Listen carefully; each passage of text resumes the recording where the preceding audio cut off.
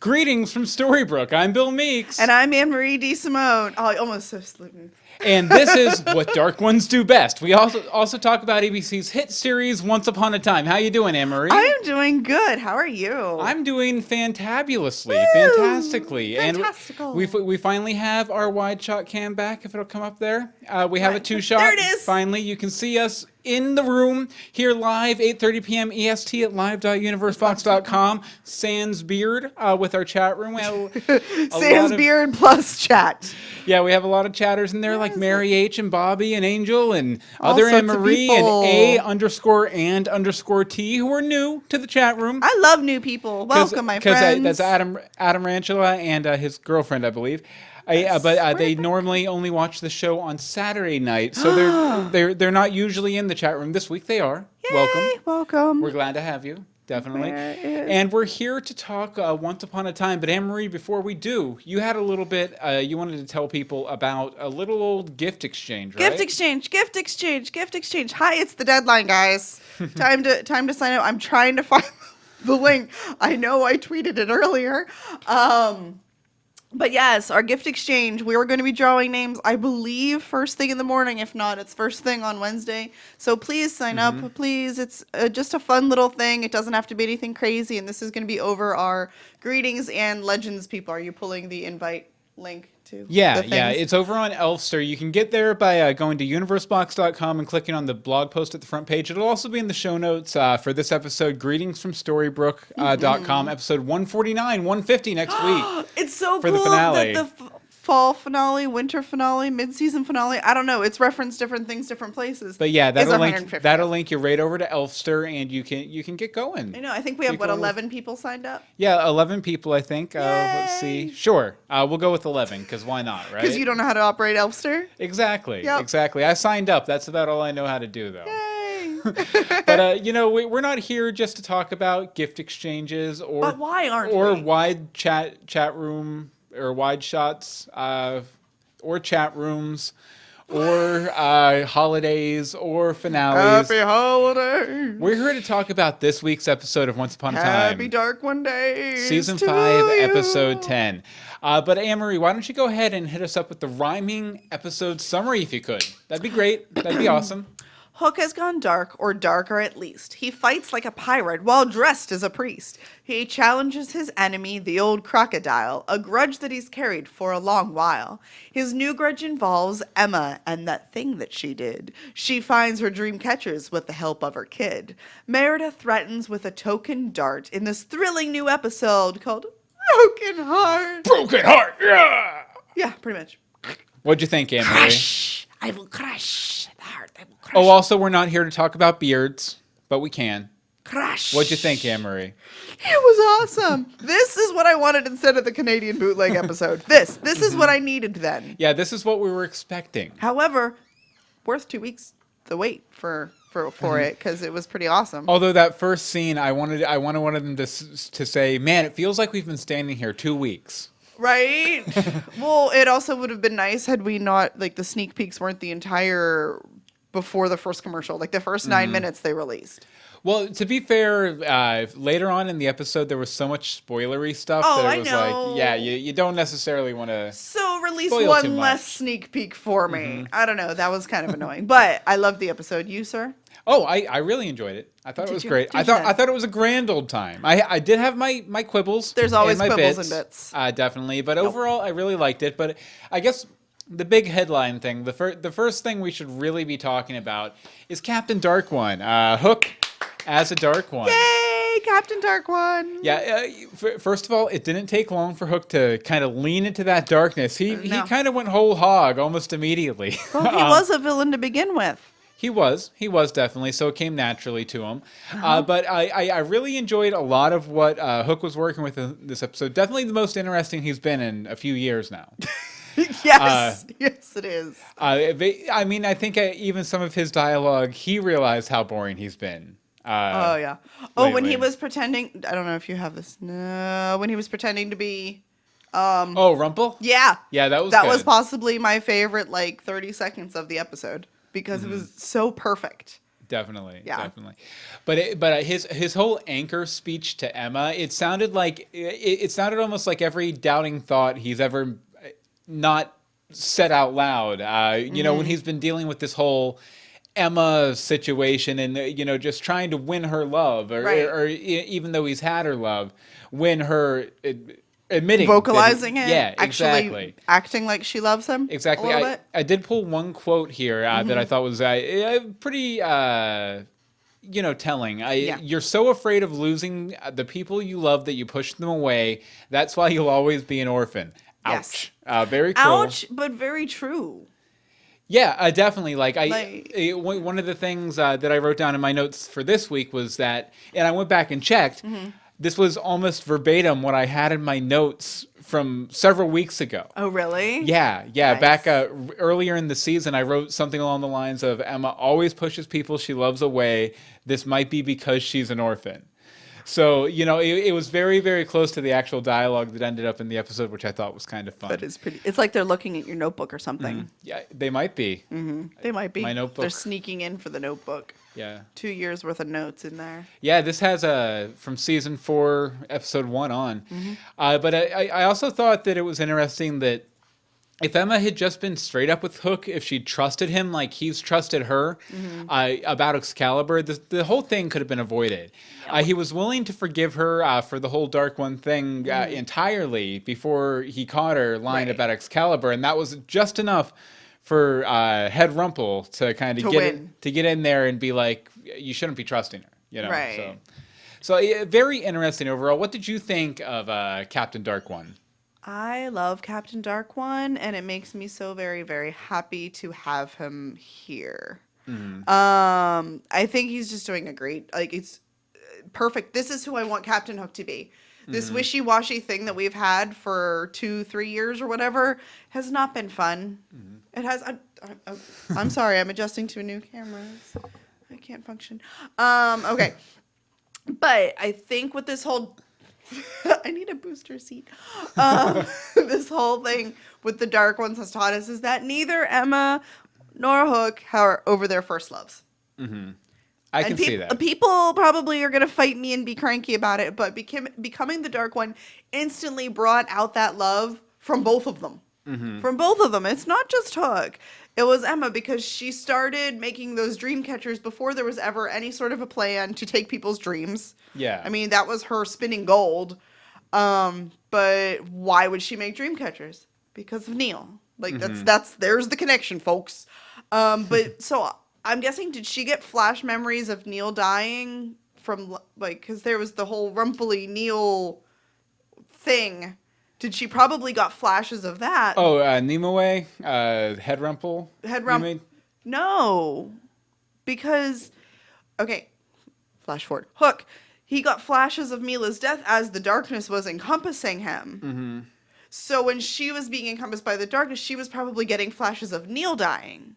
Well, I kind of got the impression that that was sort of that was Head Rumple / Nimue / the Dark One entity. Sort of like sussing out where the person's weaknesses was. I didn't see that was necessarily Hook thinking back through the Rumple situation. I thought it was more the Dark One entity just poking around inside his head to find out what he could use to attack him with. I can see that too. Because I mean, immediately after, when Head Rumple shows up, and he's talking about, you could kill me, haha. Yeah. All that stuff. Hook's like, I know you looked through my head, and all that kind of stuff. So that's kind of the interpretation I took of it. Yeah. I mean, I could see that, but I think it was pulling Dark One memories. So maybe it was just showing appropriate Dark One memories to ye old new Dark One. So there's that. But yeah, he instantly jumps to his revenge for her death, which we haven't talked about in about 2 years. And basically, as he says, I would do anything for my revenge. I don't give a damn about the rest of you. I was like, okay, this is who Captain Hook should be. This is, it has a twist. There's been the once twist, plenty of it. So there's that. Definitely, and yeah, I can definitely see you're right that you know, they both if even if they're over the love aspects of it, they're not over the hurt that they Right. have from those relationships. Still, No. like I genuinely still think that they genuinely beneath all the Dark One stuff, you know, still love each other. Hook and Emma do. But yeah, there's still a lot of pain there that the Dark One can exploit. Anything interesting from the chat room? Amy? Oh, I don't know. Let's see. I feel like Head Rumple tries to turn the newest Dark One dark by bringing up their worst memories. This is Adam. Let's see. We've got lots of people in there tonight. I'm I loving know. it. Hello, chat room. Hello. Let's see. I believe other Anne-Marie said that she's glad that they still have old Rumple around since she doesn't like new white-hearted Rumple, and Head Rumple is a lot of fun. I agree Head with Rumple is a lot of fun. I kind of like White Heart Rumple, but not nearly as much as Evil Rumple. That's just way more fun. Okay, where were we?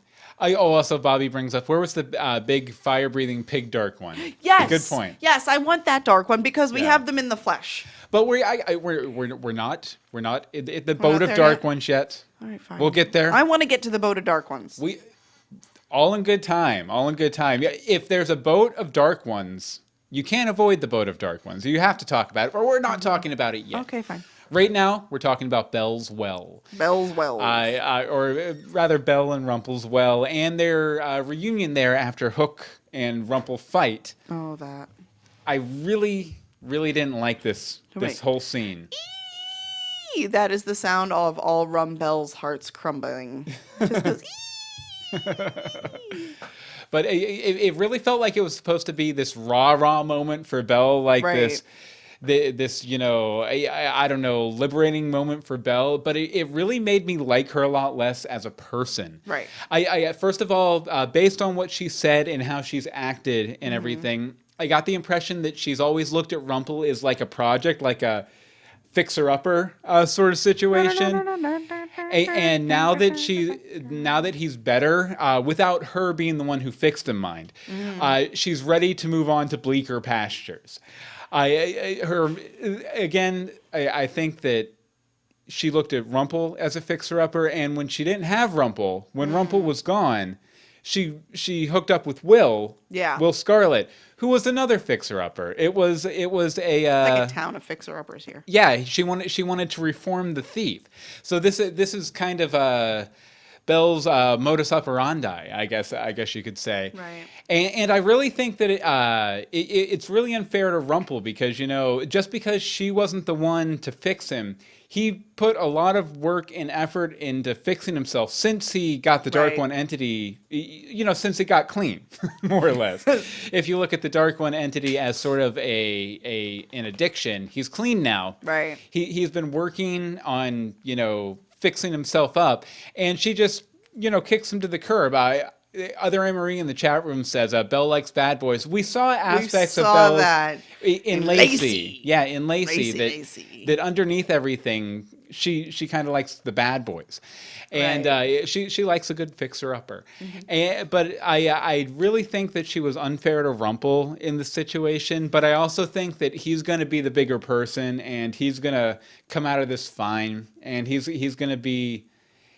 Like I said, he's just going to be the bigger person. He's going to accept what happened, move on, and probably be the best Rumple we've ever seen. The best Rumple he can be. One other little quibble I had with it, and then we'll get your take on it, Anne-Marie, is Okay. just that why did she even come to the well? He specifically told her, Yeah. only come to the well if you're down with the clown, if you want to humple the Rumple, so to speak.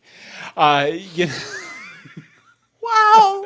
it happens. It It happens. does happen, doesn't it? But, you know, so he said, you know, only come to the well if you want to be with me. And she showed up just to tell him, no, bye. And it was just like he wanted some alone time to kind of deal with the heartbreak and move on. And she comes there just to sort of rub it in his face. I don't know. I think she came there more to clarify, like to be like, it was awful timing. It was awful. She should have done this ages and ages ago, you know, like when she kicked him over the town line. That should have been it. That was it was the perfect, we were all good with her walking away there. Like, it was done well. Why did we have to go wishy-washy and go back to it? I don't. Well, I think the situation was a lot of what caused Rumpel to do all those things that she kicked him over the town line for was because of the Dark One entity within him. Right. And now that's gone, and he's even, although I still have my issues about the whole he was always a coward thing and all that. He's even absolved himself of a lot of that over the course of the past few episodes. He really has. He's done a complete turnaround. Yeah, and I have more on that later. Okay. But it's just I felt like Belle was a complete pile of fail in this episode. Wah, wah, wah. Except for her pink jacket, which was awesome. But what did you think about it?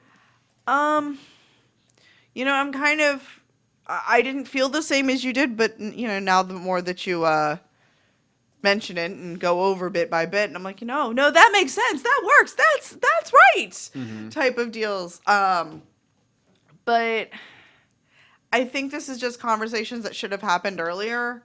And just stop going back. Like, you want to know who you are? Fine, find out who you are, but stop going back. Like, it's almost abusive. Yeah. It's emotionally abusive, and ew, we don't need that. There's enough types of abuse in the show without that. Well, yeah, I definitely feel like sorry about that. What are you doing? Hold on. What did you do to me? There, I think I fixed it. Okay, sorry about that. I was trying to. There was like a spammer in the chat room there, and I accidentally ignored one of our regulars. Oh, whoops. But whatchamacallit? What was I even gonna say? I don't know. Yeah, it just struck me the wrong way, and I felt I felt like if she was going to do this, it would have been better done several episodes back. And I also feel that her coming to the well, even though I see a lot of people in the chat room saying she felt she needed to give an explanation, he didn't. He asked her not to. He asked her to either show up or don't show up. Yeah, show up or don't show up, because he needed time to kind of get himself together after the fact, and he didn't get that. I thought. Well, he does after she walks away. Yeah. However, but he didn't want to have to sit there and cry in her face because his heart was broken. There's that. Because I think he felt that was unfair to her to make her feel bad for breaking his heart. He wanted to deal with it privately and then come back and they can be friends or whatever. One other thing though that this is, I don't know, interesting. Part of me was thinking the entire time, is that even really Belle? Because now we have Dark One Hook, who obviously is like the master of all Dark One powers instantly. And that was right. I don't know. I feel like he may have taken that route. He may not have. But I'm just saying that did, pop into my head for a moment. Because we do have shape-shifty people. And I think the last time we saw Rumpel and Belle at the well, Belle was being heart controlled by Regina or something, wasn't she? Which is probably part of why it feels that way. So I could definitely see there's, there's that possibility type of thing there. Okay, so you wanted to talk a little bit about Excalibur. Okay, so the internet, as well as Billiam over there, were going, why did Hook not take the sword? You mean Rumpel? Why did Hook not take the sword? Oh, okay. After the fight with Rumpel. Sorry. Yeah. Excalibur doesn't control Hook or Emma now because it has both of their names on it. He says that somewhere, he says, now that it's whole, it can no longer control me, but it can kill me. So I'm trying to sit up. Like, I don't... I'm like a child. But this would explain why he wasn't worried at all about taking it after his battle. Because No, you're good. Am I good now? Okay. Yeah. Hold it down here. No. Sorry, folks. New cameras. New cameras. Amory doesn't know what she's doing anymore. We're just trying to set things up. So yeah, there's that. I just wanted that sort of clarification because that's pretty important because right now, I believe Rumpel has Excalibur, which means he technically could control 2 out of X number of Dark Ones in Storybrooke. But he doesn't though, because he left it on the deck of the Jolly Roger. He throws it down at the end. He throws it down at the end. He has it at the well. Does he have it at the He well? has it at the well. Oh, good. He's good. leaning over, like he set it on the well. Because that's what I was frustrated by, was that because if you in that scene, he throws it down on the deck. Yes, he does. And yeah, I'd love some clarification from the chat room, because I missed that. I totally missed that. Yeah, no, he had it. And I'm going to be operating under that assumption from here on out. So let us know if that was wrong, just so we know. So we don't operate, because I have notes on it later on in the thing that I'll have to change on the fly based on that information. Nice. But no, very cool. Also, there's lots of discussion of babies in the chat room. I'm just going to see if you mention anything here. We should probably mention, Rip Merlin. Oh, yeah. That, I do slightly. If we're going to talk Rip, because this is under my quick bits, let's cut it open and count the rings. I enjoy that. I enjoyed Dark Hook over it. Just he was so funny. I love all Dark Hook. It was fun. Definitely, it was a lot of fun. But yeah, Rip Merlin. Like Merlin. I thought that they'd kind of draw that out a little bit longer. I was really hoping. Really hoping. Really, really hoping. Yeah, would have been better. Yeah, actually, in our half episode that we did about the Canadian bootleg with Bob. You mean the episode that Bobby and his daughter Haley did? Yeah, that Bobby and his daughter. That was awesome.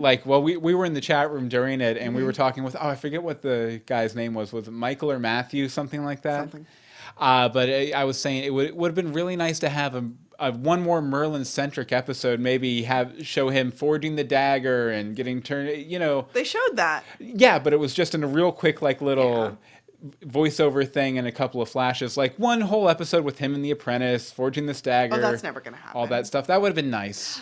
I don't think we're completely done with him yet. I mean, there's thousands of years of Merlin that we can have some sort of a flashback, and it's once, so that's what we do. Oh no, he wouldn't be in hell, would he? Who? Merlin? He shouldn't be. Probably not, but Probably not, but we don't know if it's just the underworld or if it's just hell. Yeah, we don't know if it's just the goodies or it's everybody. Yeah. Or baddies, rather. Or it's everybody. Sorry, I'm goodies, confused just from the Doctor baddies. Who this weekend where I fell asleep. there are a lot of hell references in there. But Anne-Marie. Hi. We'll get back to our discussion in just a minute. Why don't you tell people about our Patreon? Hi, we have a Patreon. We do. Right now, you may be familiar with a couple of our shows. Greetings from Storybrooke. For one. If you don't know about it, it's the one you're listening to. Right now. We also do Legends of Gotham about Fox's Gotham. And over the hiatuses, because 3 months is a long time not to podcast, we will be doing We're So Lost. We're So Lost. Where we start watching Lost and doing episodes about that. We also have a Disney and a Gilmore Girls podcast, being workshopped a bit, aka we just need to sit down and do it. But one way to support us is through our Patreon.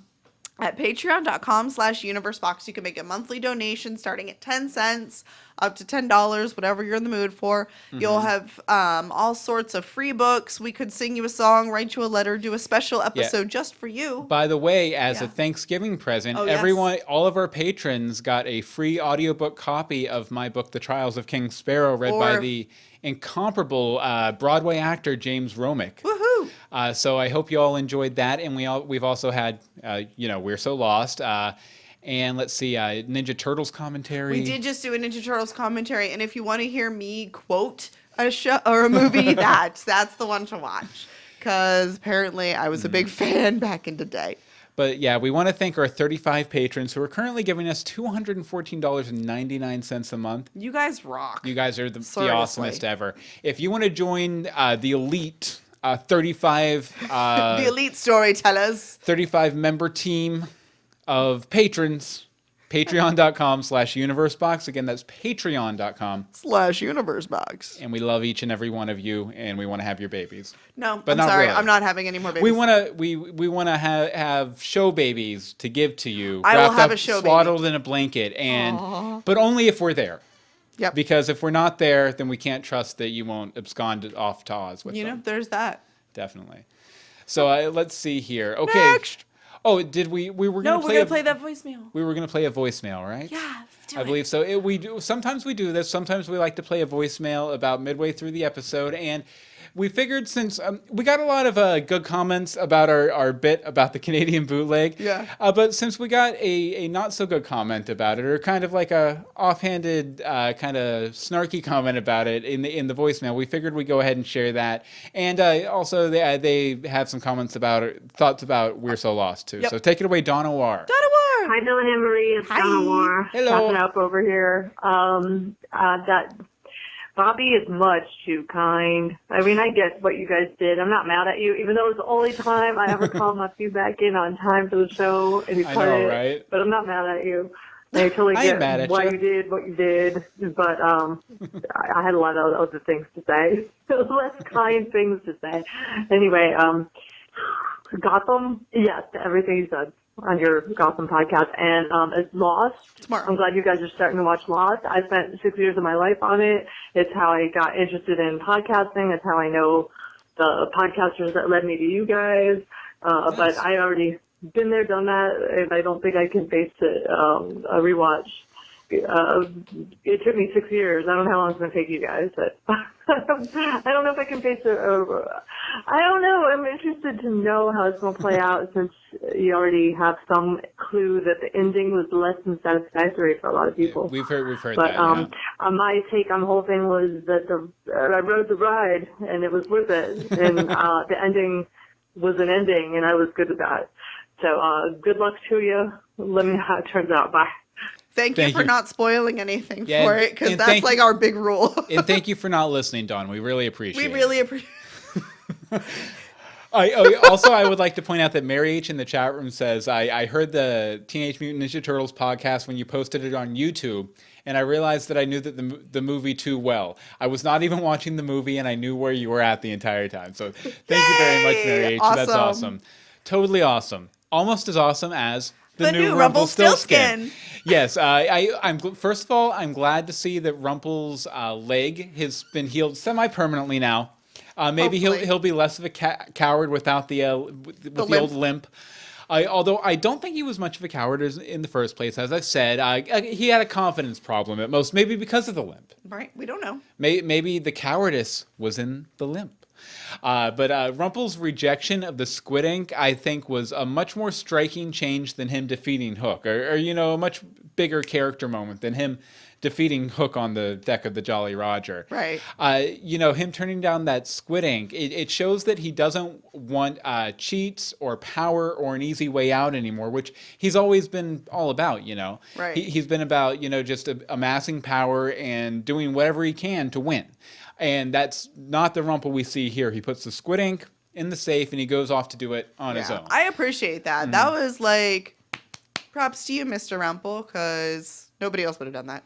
Yeah, but he finally understands that for a victory to mean something, he has to do it for himself. And, I'm loving this new direction.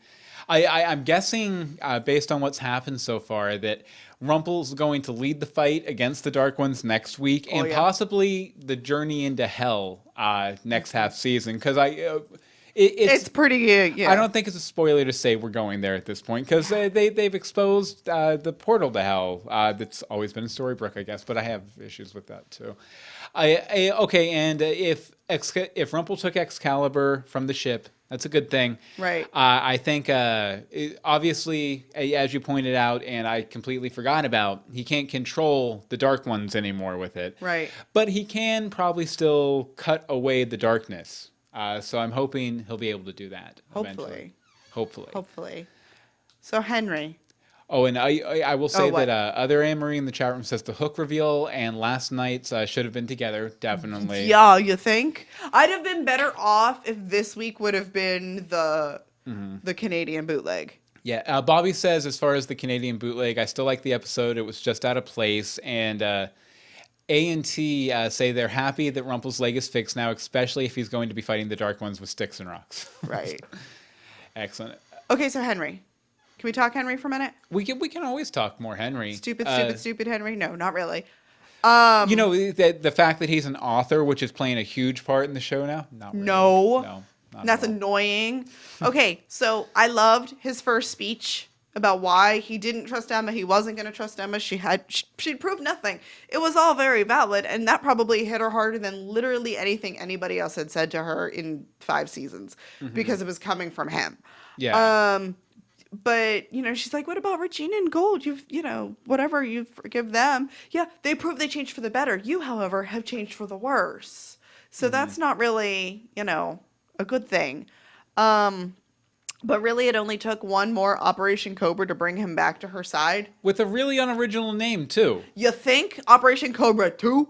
Operation Cobra 2, The Cobra Strikes Back. Cobra Boogaloo? What are some better operation names they could have come up with? Not calling it Operation. Operation Dreamcatcher. Catch a Dream. Operation Hook the Snook.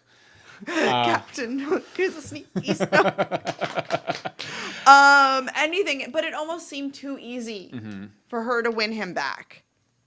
And it almost felt like she was just trying to win him back. She just had a reason. Yeah. And it felt kind of echoey of the storyline we got with her earlier this season where she helped him find what's-her-name's horse. Right. Yeah. Yes, that's exactly what it felt like. It's exactly what it felt like. And I did not approve of that. Come on, we need some more operation names here. Operation Truest Believer. Operation Memories. I like that one. Operation Memories. In the chat room too. We love some Help thoughts. us. You gotta love all the superlatives in the show. Operation Dreamweaver. Yes. Dreamweaver. I like that one a lot. Operation Armadillo. Okay. That's another animal good. for sure. Let's see here. Operation Codfish. Operation Codfish. That would have been amazing. Yes. See, these are so much better than Operation. And we don't even have Cobra Dark 2. One powers. You look like you. Well, you don't have a hood. You need a hood. No. Hey, not so charming. What's up? Operation. Let's not talk about it, so no one knows our secret plan. I have a dark hood now. Hello. Hello, Great Cornelio. Yes, but very interesting stuff. Dreamweaver would be good, definitely. I think that's the best operation name out there. Yeah, Bar none. I like Bar none. Also, other Anne Marie said earlier that I have a problem with, I forget, but she has a problem with the Dark One Chronicles. I don't think that showed up in my notes. I don't think it's the in Dark your... One Chronicles. The Dark One Chronicles? Oh, the books? Yeah, the books. Like, what? Who's writing this? Yeah, why have we not been reading these from all time? Will this be coming out from ABC's publishing wing over the break? Because I'd love to read it. Oh, yeah. The Dark One Chronicles. I mean, we could get some origin for all these extras we're going to see next week. Not next week, the week. Oh, no. Those ones. Next week. Yeah. But yeah, I wonder if an author wrote the Dark One Chronicles. That'd be weird. That would be. Definitely. I like it. Okay, speaking of things we have problems with, loopholes, cheats, half-truths, things I had problems with in this episode. Okay. Not even so much problems, but just we're kind of flimsy a little bit, I guess. First of all, the Dark Curse loophole. We were expecting Emma to cast the curse. We've been operating under that assumption. Then we were expecting Hook, but we weren't sure how it was going to happen. And then we assumed a half-hearted hack, like when they escaped Oz, with Snow and Charming splitting the heart in half. Right, I really expected the split heart. Yeah, but it turned out Merlin was their way back to Storybrooke via Nimue's spirit who was in Hook's head, crushing the heart. I'm okay with it because it feels like they set it up a little bit. The whole Nimue all over the place now, yeah. But it still felt a little bit forced to me. Just a little bit. However, he really enjoyed crushing Merlin's heart.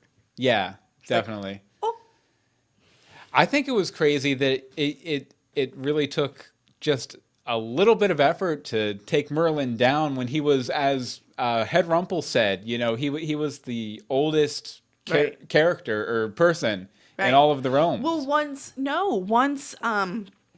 once he was tethered to Excalibur and then the powers were pulled from him, he had no power. Oh yeah, definitely. Nothing. Definitely, because we speculated a lot on that last whether week. That happened whether or not. It was darkness that got taken from him, whether it was all this magic. They confirmed it was all of his magic. So apparently Hook has all of Merlin's magic. Which is pretty nuts. See, and Emma was the, the most powerful Dark One. Yeah, not no mo. That didn't last long.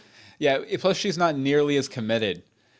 Elsie says in the chat room, Emma has proven to be a really poor dark one. She doesn't actually seem dark at all, and she got duped by Hook, who has only been a dark one for like 5 seconds. Very true. Very true. Okay, another thing I had an issue with, Rumple, when they're negotiating with Emma, trying to figure out a plan of attack, he says if the to Emma, the dark one Emma, the dark swan, if the situation were reversed, would you trust me? And the situation has been reversed, and yeah, Emma did trust you, Rumple. Yeah. So maybe you should have given her the benefit of the doubt. Just saying. Meh. Let's see, Hook sending Excalibur back to the stone at the end, it didn't make very much sense at all. Like, why would he not just keep it with him? Because that way nobody could use it.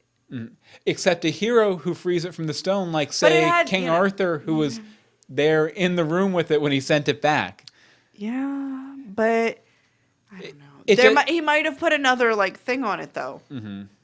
It just felt like an afterthought. Like they were like, oh yeah, we have to get the sword back in the stone. So why don't we have Hook send it there? Yeah. At the end, it was a little weird, but it was okay, I guess. And also, the blood of Rumple being able to unlock the door to hell felt a little cheap because they were like.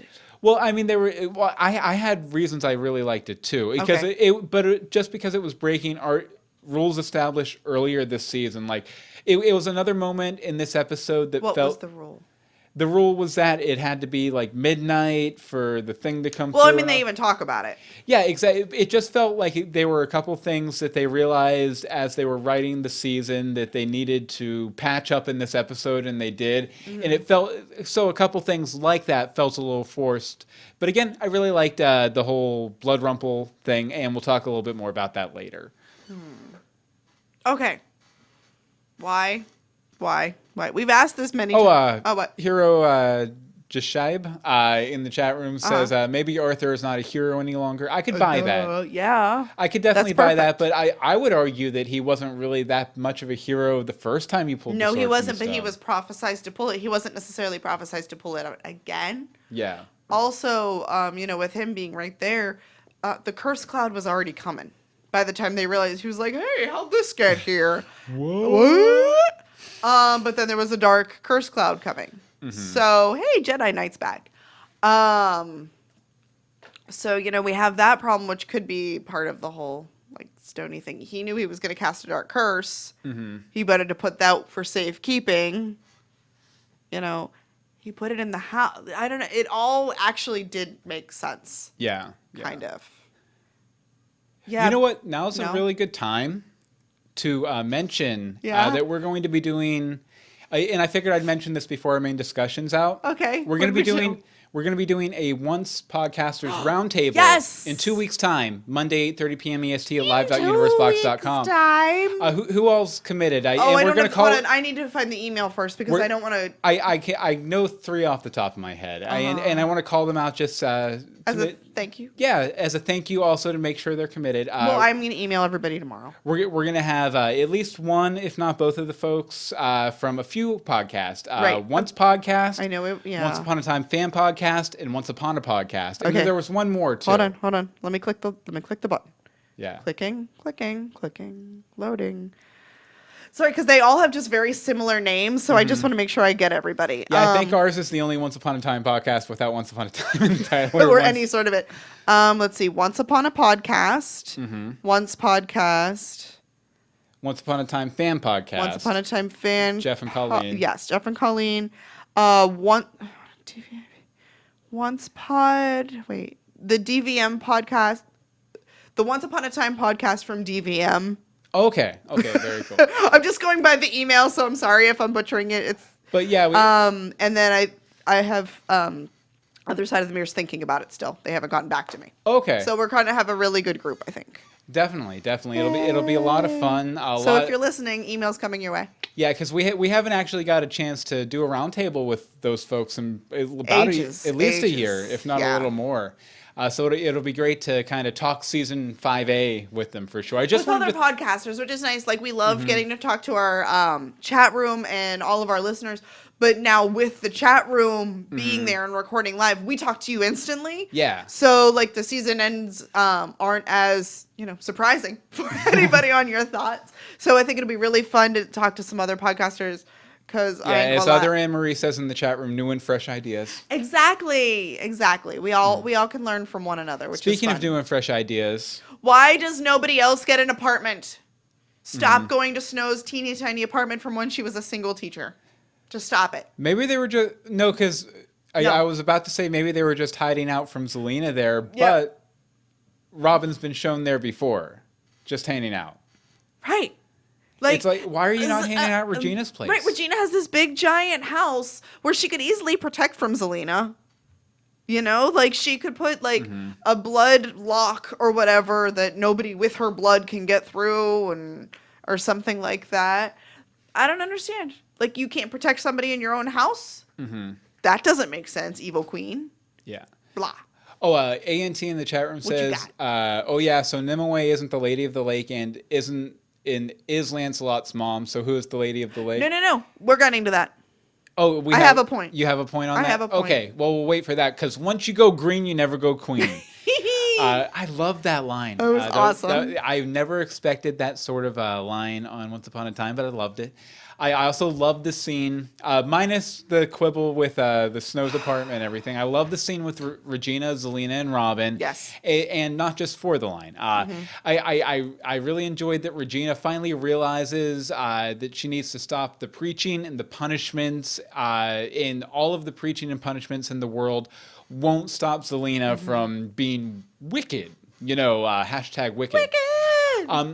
You know, it never stopped her, right? All the preaching in the world from Snow never stopped Regina from being evil.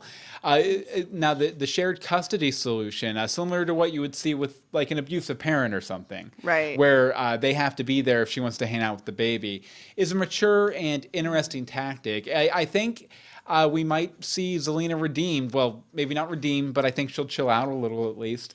And I think the first step to bringing her back from this wicked side is to show her a little trust. And they do in this episode, and I think it's to it's their not favor. betrayed. Yeah. Yet. I do think, like, sort of on that, where she explains that, you know, Henry is what helped her chill out on the darkness and the evil, and that hopefully this baby can help her do that too. You could almost see it in her face. I mean, the second she held that baby, like, she softened. Yeah. Because that's what most mothers do anyway. But most of the time. So, I mean, it'll be interesting to see, or is she going to turn out like Cora? Also, what is the baby's name? Right now, Baby it is Hood. Baby Green Bean. I don't know, but Bobby in the chat room says Robin probably smells like patchouli. Ew. Which I agree. I agree. hate patchouli. I actually, you know what? I will say that Sean McGuire in real life Smells like patchouli? Yeah. Interesting. I actually don't know that. But Don't start making things like that. I didn't smell him. I just shook his hand. That's all. Nice. And then I never washed his hand again. But I thought it was really mature. And some people in the chat room were talking about the extenuating circumstances, which Regina outlines in the lead up. You know, killed Marion, posed as Marion, this, that, the other. Yes, all awful things that happened. I also think that Regina realized that if she allowed Emma to take Zelina out in name of severing the darkness, or if she did something similar, that she was ultimately behaving just as badly as Zelina has. And well, it's premeditated murder, as Snow points out. And I think she realizes that kind of forgiveness is the first step to maybe making this evil witch not quite so evil. And I think she realizes that's the best bet, especially considering her new redemptive nature. You know, so. Yeah, really enjoyed it though. A very nuanced and interesting tactic. I hope it bears fruit for them. I hope these kids make it. They can make it. They can make it if they try. We're gonna do it. You're gonna make it after all.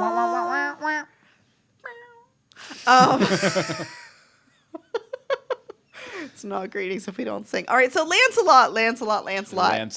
I love how he just suddenly reappears for 30 seconds after being gone for a few weeks. Yeah, just disappeared. And is sent off again right before the curse is enacted. They were just like, oh yeah, we forgot about Lancelot. Here, he's going away. He's going to find the Lady of the Lake, aka his mom. So, was he out of the curse's reach? Is he somewhere in Storybrooke? Is he tied up in the asylum? I don't think we're done with him. I will point out that I'm sure, assuming they're saying that the Lady of the Lake that is his mom is the Lady of the Lake that we saw Charming get the thing off of in the. Oh, what was it? The King Midas episode. You know what I'm talking about. Yeah. Frederick. Whatever happened to Frederick? Whatever happened to Frederick? Yeah. Do. Sorry. It felt like it needed a song. But yeah, I don't think we're done with him. I think he's going to reappear somehow. I've tried unignoring Hope in the chat room here. I can't get it to go. I've not been seeing her stuff. I apologize, Hope. I'm not sure how to. I think what'll have to happen is I'll have to sign out of the chat and then sign back in. Then it'll be good. We're almost done. Yeah, I apologize for that. Okay, so where was I? It's on to you. Me. Okay, so the Dark Ones invade Storybrooke. the Dark Ones do invade Storybrooke, a boat full of Dark Ones. So this is the greater threat that Emma was kind of hinting around about at the beginning of the season, because she kind of implied that. She was trying to protect them from something a greater threat than her. Okay. I believe specifically when Regina caught her talking to Henry in like episode 1, 2, or 3. I was trying to find the exact quote, but I couldn't find it. But she was warning of something more dangerous than her that she was trying to protect everyone from. Obviously, boat full of Dark Ones. I love that they touched on Rumpel returning from the dead and made it sort of this big plot point. He left a door open behind him, and his blood is the key. I'm wondering, will this allow him to open the door next half season, or maybe at the end of the season finale this season, or a half season finale? Maybe a Neil rescue mission, maybe based on the episode title for next week, maybe an Emma rescue mission. Meh. Yeah. Adios, Emma. Obviously, we're all going to hell. So I'm interested to see how that happens, and I think Rumpel's going to end up leading the charge for that, which is great because I've been calling for a Rumpel-led team for years now, right? And it'll be great to see that it finally happens. Maybe he takes a team through hell. That'd be fun. Also, I just like to point out, especially for people who watch Gotham. Evil people in dark robes and hoods are this year's conspiracy board officially. And they're obviously going to be attacking the light side of magic. But will they have the Dark One powers to help them, do you think? What's that? Not so charming. I hope they all call an Uber to get where they need to go. Dark One's Uber. No, Dark One's Lyft. The other version? Savior's Uber. We all know that. Savior's Uber, Dark One's Lyft. Wow. That might be the episode title. But what do you think? Do you think the Dark Ones will have awesome hoods? Yes. No, I'm sorry. They're going for the light. Do you think they'll have their Dark One powers? Yes. Or do you think they'll absolutely. just have some sort of slightly enhanced magic? No, they are totally... I think they have Dark One powers because they are all one. Though these ones are in the flesh. She straight up says in the flesh. So they are like beings. They're not just head Dark Ones. Mm-hmm. Just so much more. So many... They need like a special like light. Yeah, but see, I thought Nimue kind of, she didn't really have like the sparkly skin when she came out She of never the had boat. the sparkly skin. Did she not? No, it's just always been blue. See, I thought head Nimue had the sparkly skin. Well, maybe she didn't get it back when she turned into a person. I don't know. It's hard to say. I don't know. Maybe God left at the edge of hell. Like, all right, everybody, leave your sparkles at the door. And she went to the hell spa. She went to the hell spa. Summon him away. Summon him my way. Why haven't Hook and Emma gotten to be glittery yet? I don't know. They got costumes, but they didn't get glitter. Hook cast off his robes pretty quickly too. He was like, "Why do Dark Ones dress like monks?" Which is even funnier if you watch Gotham. So there's that. Okay, quibbles and bits. Quibbles and bits. Do Merida. some quibbles and some bits. Oh, look, they threw in the sassy Scottish one in there for a hot second, and then they threw her against a wall. For 2 hot seconds, because 2. when the curse got cast, Yeah. they were like, "Oh, here's a picture of Merida on a horse, just so you know that she made it," or something like. It No, was the so you know stupidest why. thing in the world. It's like she was hunting them down, which still makes no sense. I'm sure they filmed that when they were filming the King thing. God, Yeah, the Canadian bootleg. The Canadian bootleg. Because I can't even think of what it's really called. Let's see. We've already talked about Marlin's heart. Also, there's a curse cloud. Where was Grumpy to warn everyone about the curse cloud?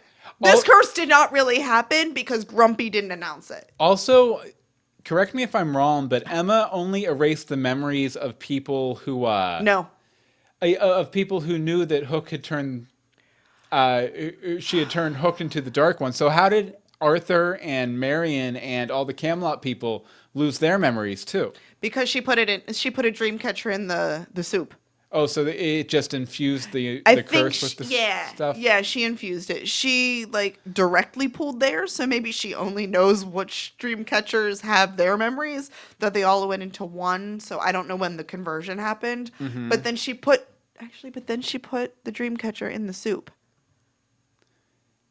It's So weird. everyone should have everyone's memories, or no one should have any memories. I don't really know. It's one or the other. Mm-hmm. I don't understand.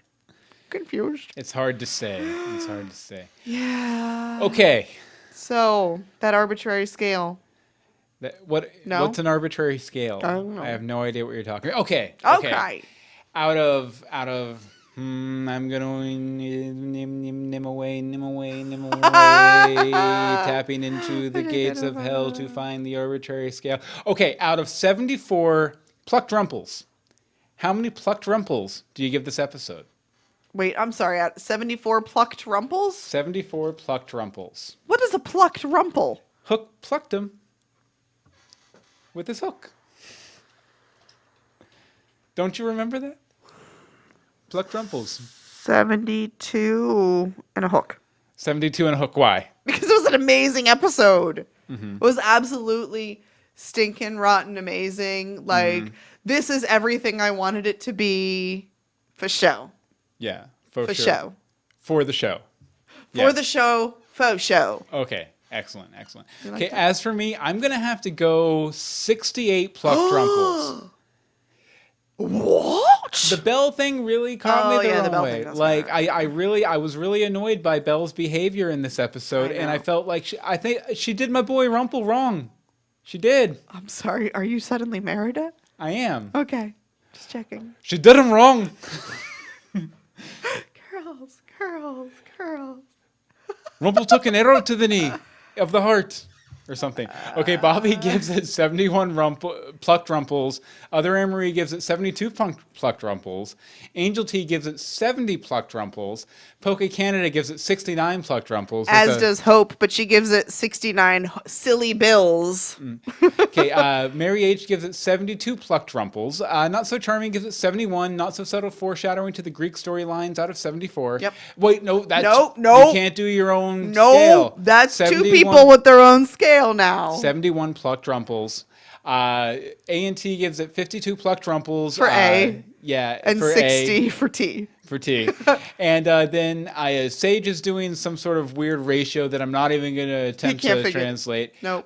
Something plucked rumples. We'll say 70% of So plucked Rumple was rumples. hit So with like Excalibur. 68. No, So Rumple around- wasn't hit with Excalibur. He hooked him. Yeah, because he had the blood on the hook, He plucked right? with the hook. Yeah. Yeah. Plucked with the hook. And Hiro Jashib gives it 75 I'm plucked sorry, we're rumples. butchering your name, Hiro. Plucked rumples. And Poke Canada agrees with me about Belle. Because that was lame. I'll look at Okay, Belle. so now on to the news. News. First up, the ratings. Once Upon a Time fell to its lowest same-day rating of the season and the series as a whole. Oh, gosh. A series low, drawing a 1.3 in the 18 to 49 demographic. It was down 0.3 from its last episode and off 0.2 from its prior season low. Wow. I blame the Canadian bootleg. Hashtag Canadian bootleg. When you have one episode that plays in Canada and it doesn't play here in America, I We mean, get confused. Yeah, it's awful. It's awful. But you know what? Hopefully it'll be better next week because we're gonna get a swan song. And why don't we go ahead and watch the trailer for that episode once I get it maximized here? Oh wait, Maximized. that was too maximized. Here, Too maximized? mildly maximized. I think you're really gonna like what's next. I do. Me too. I think Winter finale. Robin with an arrow, Yeah. Closing in. street full of dark ones. Plan for revenge. Nim away, Summon him away. more nim away. Wait, did they just yank everybody's hearts out? They might have. And how is Nimue supposed to help them fix the curse? I don't know. As per Merlin's voicemail. I don't know. I'm not sure how that was supposed to happen. Why didn't he tell anybody? I don't know. I don't know these answers to these questions, Anne-Marie. Very interesting. Oh, and we also have a Canadian promo too, thanks to Poke Canada, which generally has a little bit more information. Let me get it loaded up here. Let's see here, and we should have it loaded up right here. You know what you need to do. You know what you need to do on Nimue. You're not taking the people I love. The Dark Ones. Jedi mind choke. Mind choke, Emma. Don't take the people I love. Interesting. Nothing too much more revealing, unlike more other Canadian promos that sometimes like they show the last scene of the episode. Yeah. Sadly. Very sadly. Oh, I would also like to mention, just as a little bit of a note, too, that it is Cyber Monday. It is Cyber Monday. If you go to Amazon.com and search my name, Bill Meeks, all of my books from now through the end of December are 99 cents. You can also go to dogboyadventures.com, and there's links to most of them over there. bit.ly/King Sparrow if you want my my Trials of King Sparrow, my fairy tale. It's a good book. It's a lot of fun. I don't say that very often about his books, and that's wrong of me, but no, King Sparrow, I love. Okay, so next week, you know, mid-season finale, big episode, swan song. Take notes. Yeah. Make an outline. Definitely. Get your thoughts in order, and then run to your favorite form of media. Well, you forgot you need to open a gate to hell, let out all of the dark ones, then email us greetingsfromstorybrooke@gmail.com, or tweet us GSStorybrooke, or Facebook us facebook.com/greetingsfromstorybrooke, or voicemail us 424-274-2352. Again, that's 424-274-2352. And we do recommend one of these options, not all of them. But we don't care which one you pick. Just pick one. And Bobby, bless his heart, always picks voicemail. So take it away, Bobby. Oh, bless your Hey, heart. Bill and Anne-Marie, it's Bobby. Hey. All right, so I know I've been pretty negative on the show lately, and a lot of that has to do with the timeline, so I'm going to try my best to just forget about that for this episode and just focus on what happened on this episode, which I thought was actually a pretty good episode. And I know I should know his name by now, so please don't shoot me. But I love what Killian Jones is doing with the Dark One. Obviously it's got a bit of Carlisle in there, but he's definitely given it his own flair. And that's just what it is flair. Apparently the Dark One comes with a bit of, gleefulness about being the Dark One. And that's another thing that I didn't notice until I, juxtaposed it to what else, the other Dark Ones, is Emma didn't have that. Emma was a bit more subdued, like she was keeping something at bay, which may have been a hint all along as to where her true, I don't know what feelings lie. Okay, that being said, Regina and Robin and Zelina, all of that's a big complicated mess, and I love that they're not steering away from that and they're treating it how it should be treated. So kudos to them for that. Operation Cobra 2, that was a pretty lame name, but it is what it is. Speaking of, I did just notice over in the YouTube chat room that somebody said Operation Dark Hook. I like that. I like that one too. I'm sorry, I'm just drawing a blank here. Oh, Belle and Rumple. Belle and Rumple, I'm kind of getting sick of the whole will they, won't they thing. And even when Belle left just now, it wasn't a for good thing. It was a, may or may not thing. Arthur wasn't in this at all, so I wonder what's going on with him. I can't even remember what happened to him in Birth, I guess, was the name of the one before the Canadian bootleg. Oh, yeah. He is in jail. Yeah, I thought that's right. Looks like Merida will probably stick around for the next half season. And then, of course, the whole Dark Ones thing all coming to town. I found it kind of odd that Gotham and Legend, or Gotham and, oh my god, I'm trying to say the name to your podcast. Gotham and Once Upon a Time are both ending with, the town or city being overrun with cloaked figures. I thought that was kind of a cool little Easter egg. But anyway, sorry for the long voicemail. A lot going on in here, and God, arbitrary scale. I'm having such a hard time with these lately. Out of 3,647.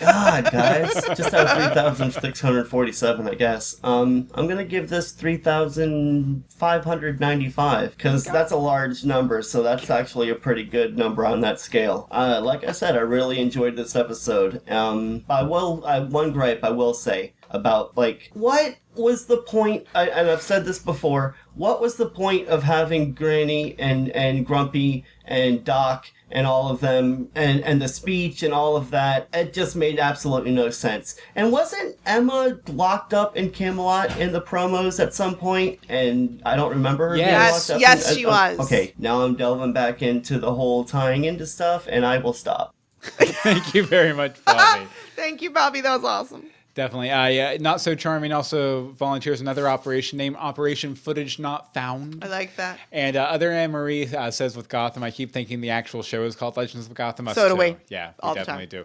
Operation Emma cosplays a gender swap BDSM Malfoy. Wow, Not So Charming. Oh, Not So Charming. You fit right in. Next up is Michael Lucero. Hey, Bill and Anne Marie. It feels like it's been forever since I've sent in a voicemail, so I'm probably really rusty, and this will probably be all over the place. So, very interesting episode. I'm not 100% sure what to think. I kind of feel like it was a little bit of a tease, since the whole dramatic arc of this episode seemed to be teasing, like, what is Nimue / the Dark One's ultimate plan? What is it that they want? And then we get to the episode and Emma finally remembers, and it's like, okay, bringing back all the dead Dark Ones, is that what they want? Why do they want that? I don't understand. It doesn't seem to make too much sense to me. Wait. Okay. So, Merlin tells us that we need Nimue to get rid of the darkness, correct? Mm-hmm.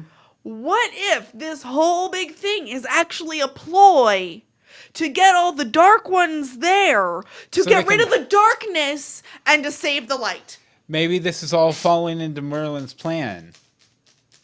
Maybe this was Merlin's plan all along. This is Merlin's stinking rotten plan, and this is why they needed Nimue. I like it. Also, every now and then I have one, guys. Sage asked in the chat room, how was our adventure with Lancelot? It was good. It was very nice. A little wet. I'm a little warm. I don't know what's going on in here, so sorry if you hear me fanning myself. Sorry, we'll go back to voicemail. Sorry. I don't know. I just felt a little bit let down from that. I feel like at this stage of the storyline, we need to kind of get some end game information as to what the villain's ultimate motivation is, and we still don't really have that. The stuff with Hook and Emma, I liked the line about Emma not needing a villain to ruin her happy ending because she does it herself. I think that's pretty observant. And pretty on character for her, but the rest of the stuff I just kind of felt was maybe not necessary. Didn't really get too deep.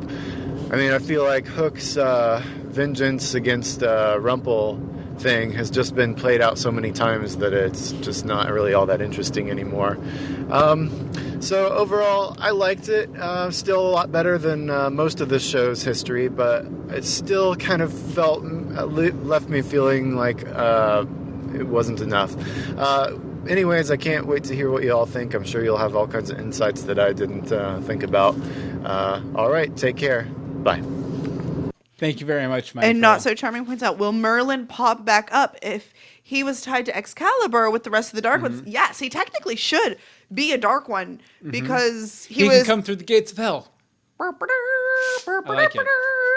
like it. That and a lot of people in the chat room there was a saying lot the of same Team thing. Anne Marie tonight, and you know what? Yeah. That makes me feel good. I'm the opposite team of you. I'm Team Bill, and I'm Team Anne-Marie tonight. That was an awesome theory. I like never that. get the awesome theories. It's always Bill. I definitely like that. You want to read this letter here, Team Anne-Marie? All right, Team Anne-Marie is going to make an attempt. Ash, I'm trying. I will not. I'm jumping ahead past the gift sets and the graphics that were in this one. So, okay, there was links to songs. Just bear with me. All right, dear Ann and Bill, Hook, are we really doing the whole brain heart thing again? And yes, poetic irony is everywhere. Hook reminds me more of his Disney Dustin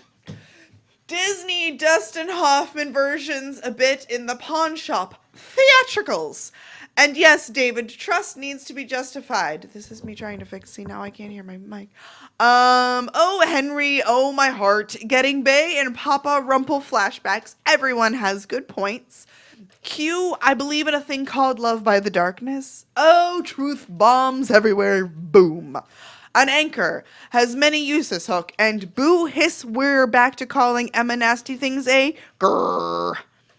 Mr. Gold and Emma team up once again, and Hook goes all good form, quote unquote, for like 5 minutes. Daddy charming, and they all need to sit down with Archie and have a therapy clip show. And Marlon cries a million and buckets of tears. All of the Emma and Henry things, happy sniffles. And Rumple holds his own. And really, Hook, yuck, grabs a bucket. Hashtag bloody pirate. Sniffles, that's my girl Emma. Oh, Emma, darling, lean on the folks who love you back. And we catch up on the 6 weeks. Purple smoke monsters back. Purple and gold, though. Portals everywhere. It's happening! Oh, not good!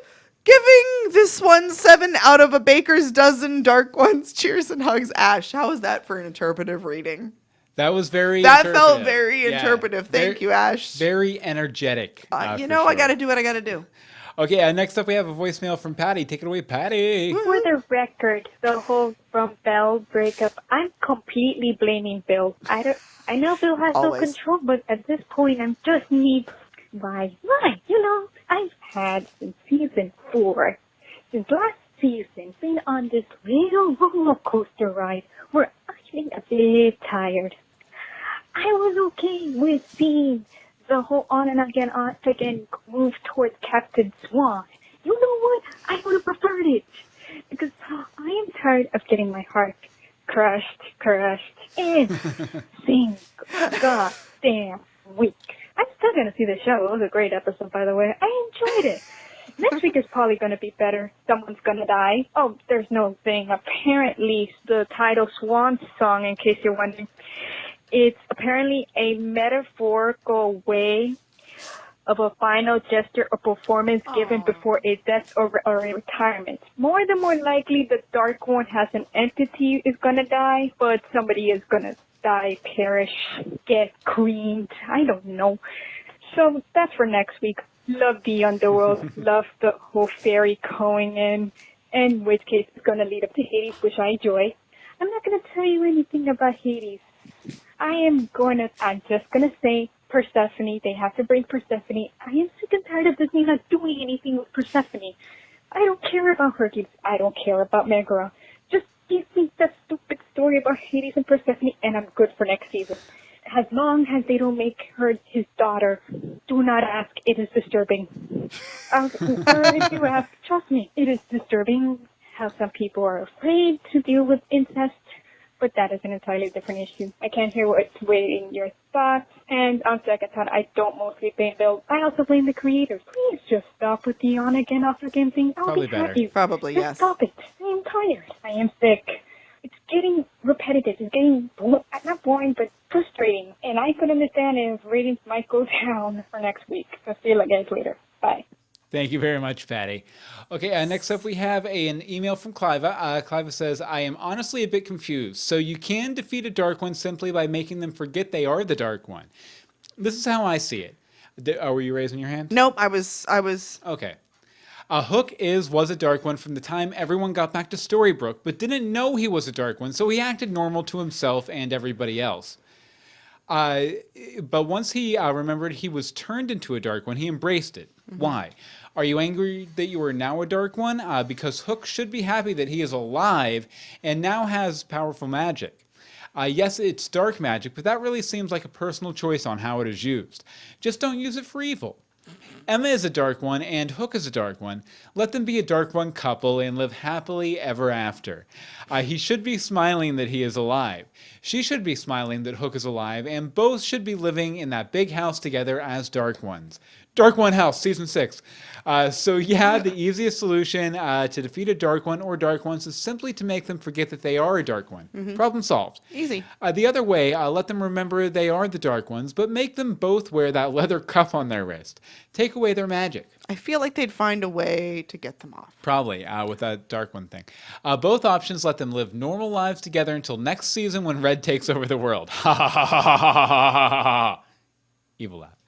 I give this episode 79 Belle's Pink jackets out of 100. Did you see that jacket? It was awesome. It really was, and I kind of want one, but I live in Florida, so I don't need it.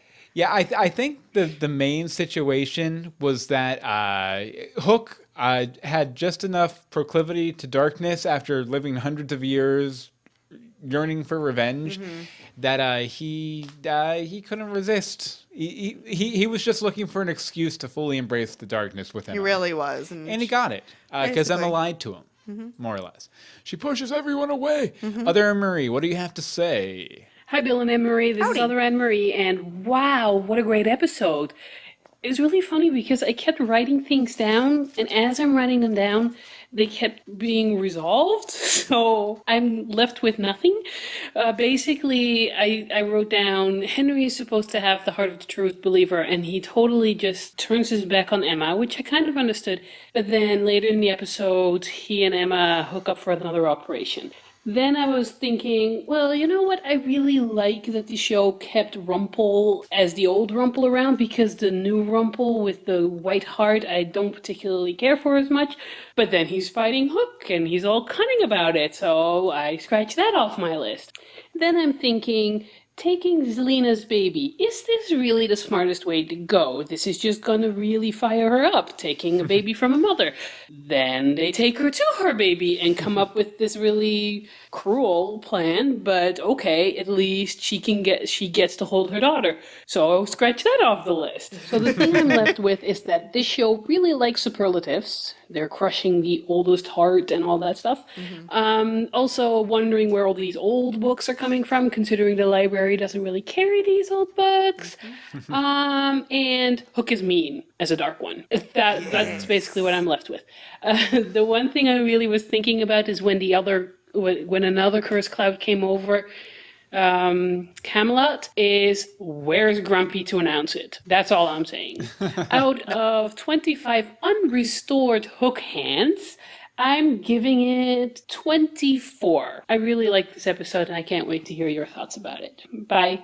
Thank you very much, Other Anne-Marie. And yeah, you heard our thoughts about it. You heard our thoughts, so I hope you like them. Okay, and we're going to wrap up here with Tim. Take it away, Tim. Hi, Bill. Hi, Anne-Marie. Hey! This is Tim, and I'm probably calling a little late, but I hope that I can get in on the Once Upon a Time podcast for Broken Heart. So, firstly, I just absolutely love Dark One Hook. Dark One Hook is just super amazing, and now he has called all of the former Dark Ones to Storybrooke, and it is incredibly scary to me. Yeah. Secondly, the best line in this episode goes to our favorite Wicked Witch of the West, Zelina. Give it up. Once you go green, you'll never go queen. Yeah. Thirdly, and this is probably my favorite segment of the call. Okay. So, a while back, I read somebody saying that the Dark One avatar in people's minds is like the paperclip from Microsoft, in that it pops up at like really Clippy. bad times and gives really horrible advice. Yes. So when Rumpelstiltskin, the Dark One avatar, was appearing to Hook and saying, "It looks like you want to go back to Storybrooke and commit revenge. Might I suggest a dark curse?" It just filled me with Dark One paperclip feels. And I'm not sure whether you guys will even know what I'm talking about. This is like old school, like Microsoft Word, Microsoft Office type of stuff from way, way back in the day before there was Vista. So I hope that you guys know what I mean when I say that the Dark One is like the Microsoft paperclip. And if you don't, then I'm sure that somebody might. Anyways, there needs to be a meme about that. So this is Tim saying that I give this episode 8 Dark One paperclip out of 10. So I'm very much looking forward to the Hades arc, and I'm also very much looking forward to calling in about Lost, because I am so lost as you guys are so lost. Yay! I've seen probably about as much Lost as Bill has. So this is Tim, and I love all your podcasts, and goodbye. Thank you very much, Tim. Clippy says bye. And I hope that wind that was attacking you laid off. I know, it was kind of violent. Yeah, it seemed very dangerous wherever you were. But thanks so much for calling in, Tim. We really appreciate it. So next week, when you're done watching the episode, I need you to jump up, push all your loved ones away, you stupid orphan. And then give us... There is no offense to any real orphans out in the audience, by the way. I'm talking about the collective orphan, not an individual orphan. The collective orphan? Yes. That does not sound better. Greetings from Storybrooke@gmail.com. Tweet us at GFStorybrooke. Facebook is facebook.com/greetings from Storybrooke. Or you can call us from a boat traveling to or from hell like Tim did because of all that wind. 424-274-2352. Again, that's 424-274-2352. And I really do love the comparison of Headrumple and Clippy. That's really nice. Oh, Clippy. I really absolutely love it, as does a lot of people in our chat room who join us every Monday night, 8:30 p.m. EST at live.universebox.com. We hope you're there next week for our big finale. And the following week for our Once Podcasters Roundtable. Podcasters? Podcasters. Or just podcasters? Podcasters. Ow. Podcasters. Don't mind me. I dropped my but yeah, it's going to be a good humdinger of a time next week. Next 2 weeks, it's going to be awesome. Anne-Marie, where can people find you online? Hi, you can find me on the Twitter at DeSimone, or hey, why not? I'm going to push it at Disney Pass Proj. I have a Disney blog. It's fun. There's lots of little videos and pictures and things. So, check it out. Disney World blog. Disney World, not Disneyland, because I'm not there. As for me, you can follow me on Twitter at Bill Meeks. You can follow all of the podcasts we do at universebox.com. This podcast in particular, greetings from Storybrooke.com. And you can pick up all my books for 99 cents a piece at Amazon.com. Just search Bill Meeks in the Kindle store. Hi, looks like you're writing a revenge plot. Want some advice on noticeable not so charming. You were just nailing it today. Nice. We love you guys. Yay. You guys are awesome. Thank you so much. Until next time. Greetings from Storybrooke.